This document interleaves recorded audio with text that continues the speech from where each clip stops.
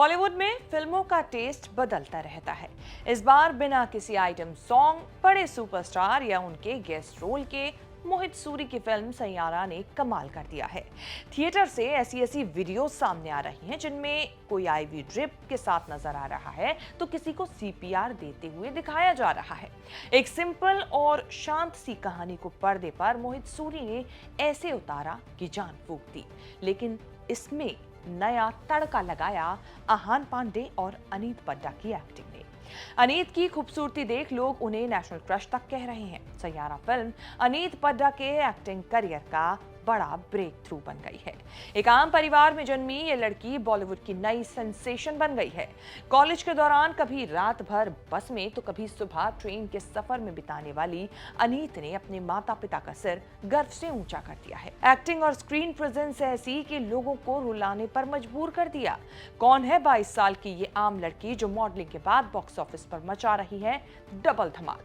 कैसे सैयारा के बाद अब वो अगली 3 बड़ी फिल्मों में नजर आने वाली है? कैसे यशराज बैनर्स और मोहित सूरी को अनीत ने किया इंप्रेस, बताएंगे चर्चित चेहरा के इस एपिसोड में, तो बने रहिए वीडियो के आखिर तक। नमस्कार, मैं हूं कीर्ति और आप न्यूज तक पर देख रहे हैं चर्चित चेहरा।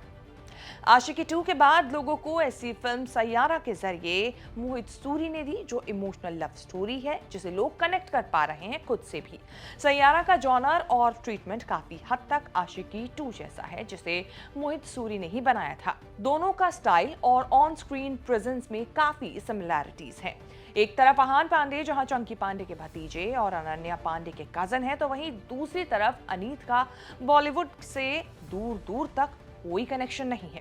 यही वजह है कि उनके बारे में ज्यादा लोगों को पता नहीं है, लेकिन थिएटर्स में लोग उनका काम देखकर फूट फूट कर रो रहे हैं। सैयारा और उनके स्टार्स की दीवानगी सिर चढ़कर बोल रही है। इस बीच खबर अनीत पड्डा को लेकर बड़ी आ रही है कि अनीत ने एक नहीं बल्कि तीन फिल्मों की डील जो है वो डन कर ली है। इंस्टेंट बॉलीवुड ने एक वीडियो शेयर कर बताया है कि अनीत आने वाले समय में यशराज फिल्म्स प्रोडक्शन हाउस की 3 बड़ी मूवीज में नजर आने वाली है। खबर है कि इन फिल्मों के लिए लीड एक्ट्रेस के तौर पर ही अनीत को साइन किया गया है। हालांकि इसे लेकर कोई अभी ऑफिशियल जानकारी जो है वो सामने नहीं आई है, लेकिन अगर ऐसा होता है तो बतौर एक्ट्रेस अनीत के लिए ये एक बड़ी कामयाबी होगी। इस वक्त जिस तरह से सैयारा बॉक्स ऑफिस पर कलेक्शन कर रही है उसके हिसाब से ये फिल्म अनीत पड्डा के एक्टिंग करियर के लिए बड़ा ब्रेक थ्रू बन गई है। रिलीज के 4 दिन के अंदर ही 100 करोड़ का आंकड़ा टच कर लिया है इस फिल्म ने और ब्लॉकबस्टर बनने की दावेदारी भी पेश कर दी है। बताया जा रहा है कि सैयारा की कास्टिंग के लिए 100 लड़कियों के ऑडिशन के बाद अनीत का नाम फाइनल किया गया था। सैयारा के लिए मोहित सूरी आहान पांडे की कास्टिंग पहले ही कर चुके थे। उनके ऑपोजिट वो किसी ऐसे चेहरे की तलाश में थे जो ऑडियंस के लिए बिल्कुल नया हो। खास बात यह है कि जिस वक्त कास्टिंग का काम चल रहा था उस वक्त फिल्म का टाइटल तक तय नहीं हुआ था, फिर भी ऑडिशन लगातार चल रहे थे। सैकड़ों लड़कियों के ऑडिशन लिए गए और अनीत उस भीड़ में अलग नजर आई, इतनी कि मोहित सूरी से लेकर यशराज बैनर से जुड़े लोग भी उनसे इंप्रेस हो गए। तब जाकर उन्हें इस फिल्म के लिए कास्ट किया गया। कभी फिल्मों में साइड रोल में नजर आने वाली अनीत आज दर्शकों को ब्लॉकबस्टर सैयारा के जरिए दी गई। आहान और अनीत सैयारा का हिस्सा तो बन गए, लेकिन उन्हें ये बात किसी को बताने की परमिशन नहीं थी। साथ ही मेकर्स ने इस बात का भी ध्यान रखा कि फिल्म के रिलीज से पहले वो मीडिया से बात ना करें। ऐसा इसीलिए क्योंकि मोहित नहीं चाहते थे कि उनके लीड एक्टर सोशल मीडिया या टीवी मीडिया के जरिए पहले ही एक्सपोज हो जाएं। ऐसे में लोगों के बीच उन्हें देखने की एक्साइटमेंट नहीं रहेगी। इस वजह से उन्होंने अपने दोनों लीड एक्टर्स को प्रमोशनल इंटरव्यूज, रील्स और शहरों के टूर से दूर रखा। ये टेक्निक काम कर गई। रिपोर्ट्स के मुताबिक इस फिल्म ने रिलीज के 3 दिनों में ही देश भर से 83 करोड़ रुपए और वर्ल्ड वाइड 119 करोड़ रुपए की कमाई कर ली। अहान की कहानी से अलग अनीत पड्डा की जिंदगी वैसे देखा जाए तो संघर्षों वाली रही है। 14 अक्टूबर 2002 को अमृतसर के एक साधारण सिख परिवार में जन्मी अनीत के पिता का छोटा सा बिजनेस है और मां एक स्कूल टीचर हैं। अनीत पढ़ाई में भी अच्छी रही हैं। उन्होंने अमृतसर के स्प्रिंगडेल सीनियर स्कूल से स्कूलिंग की, जीसस एंड मैरी कॉलेज से ह्यूमैनिटीज में ग्रेजुएशन किया। अनीत का एक्टिंग करने का सपना बचपन से ही था। शुरू से ही कैमरा फ्रेंडली थी। टीनेज में मॉडलिंग शुरू की और जल्द ही उन्हें कई एडवर्टाइजमेंट के ऑफर मिलने लगे। अनीत ने अपने मॉडलिंग के शौक को जिंदा रखा और अलग अलग कॉलेज इवेंट्स में एक्टिंग करती रही। कॉलेज के काम और ऑडिशन एक साथ करते हुए अनीत अक्सर मुंबई और चंडीगढ़ जाया करती थी। कभी रात भर में बस में तो कभी सुबह ट्रेन में सफर बिताते हुए समय निकलता। ये सब इसीलिए ताकि क्लास में समय पर पहुंच सके। सैयारा में अपने लीड रोल से पहले अनीत ने रेवती की फिल्म सलाम वेंकी में एक सपोर्टिंग रोल में काम किया था और बाद में वो 2024 में web series big girls don't cry में भी नजर आई। इस वेब सीरीज में काजोल भी उनके साथ थी।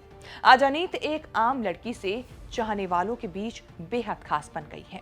वैसे अनीत एक मॉडल और एक्ट्रेस होने के साथ एक ट्रेंड क्लासिकल सिंगर भी है। 2024 में उन्होंने बतौर सिंगर अपना मासूम गाना रिलीज किया था और उन्होंने इसे बिग गर्ल्स डोंट क्राई के लिए भी गाया था। तो वहीं 13 साल की उम्र से वो पोएम्स लिखने का भी शौक रखती हैं। अनीत की नेटवर्थ की बात की जाए तो रिपोर्ट्स के मुताबिक 2025 में उनकी प्रॉपर्टी 50 लाख रुपए से 1 करोड़ रुपए के बीच बताई गई, जो उन्होंने फिल्मों, ब्रांड एंडोर्समेंट और सिंगिंग से बनाई थी।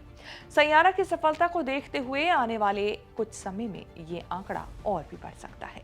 अनीत ने बिना गॉडफादर, बिना किसी बड़े नाम के सहारे जो कर दिखाया है, उससे उन्होंने एक एग्जाम्पल सेट कर दिया है कि कोशिश करने वालों की हार नहीं होती। सैयारा से मिली कामयाबी अनीत के करियर की बस शुरुआत है।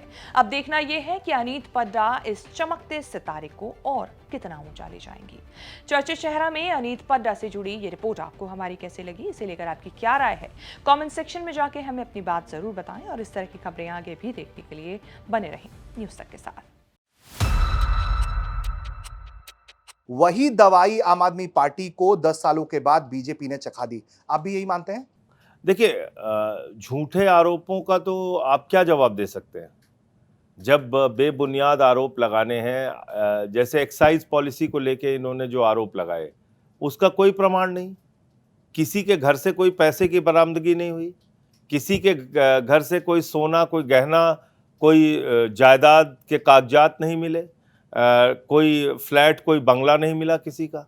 लेकिन उसके बावजूद सबके ऊपर बड़े बड़े पहाड़ों जैसे मनगढ़ंत आरोप लगाए गए, भ्रष्टाचार के, जेल में डाल दिया गया झूठे आरोप लगा के। तो मुझे लगता है कि अगर आपको झूठा आरोप लगा के, बेबुनियाद आरोप लगा के आपकी सरकार को काम करने नहीं दिया जाएगा, तो ये तो एक लोकतंत्र की हत्या करने जैसा काम है।